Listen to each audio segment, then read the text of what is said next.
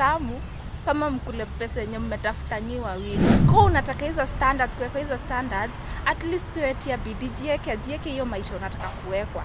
Acheni kusumbua maboyo wenyewe, watoto wenyewe. Sasa unaanza kusema kai, kwani sina mtu. Unapatana na mwenye ulikataa sasa amekafunga. Haya, umependwa haupendeki, umeenda kutafuta mwenye ako na pesa.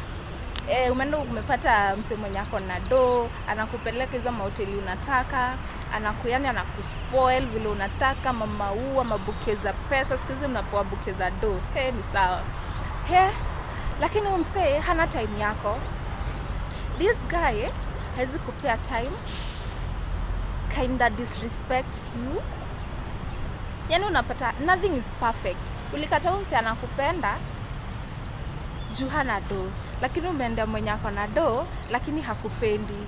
Cause once umeenda kwa mwanaume na notice unataka tu pesa kutoka kwao, that guy will not respect you cause anajua umekujia do. It's time we start working for ourselves. Ni vizuri pia weka unataka mwanaume ako na do, pia tia bidii. Kwa unataka hizo standards, kuweka hizo standards, at least pia tia bidii, jieke hiyo maisha unataka kuwekwa. Acheni kusumbua maboyo wenyewe, watoto wenyewe. Boy ako maybe huku Nairobi anasaka juu anategemewa home. Akiwa unakuja unataka kunyonya pesa yote. Ujispoil na mabeshte, every weekend it's partying. You want to go to those expensive hotels and you want to be extravagant for nothing. Si fiti by the way.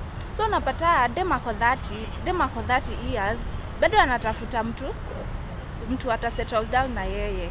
And mark you, dem maybe akiwa 20 years in between 20 to 30 alipatana na wase wanampenda, but akawa put aside juu hawana do.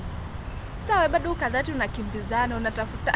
Sasa unaanza kusema kai, kwani sina mtu. Unapatana na mwenye ulikataa sasa amekafunga.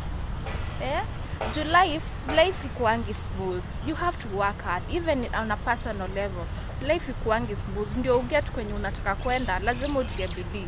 Na haiwezi kuwa smooth, lazima kuwe na ups and downs. Na hakuna kitu tamu kama mkule pesa yenye mmetafuta nyi wawili as a couple.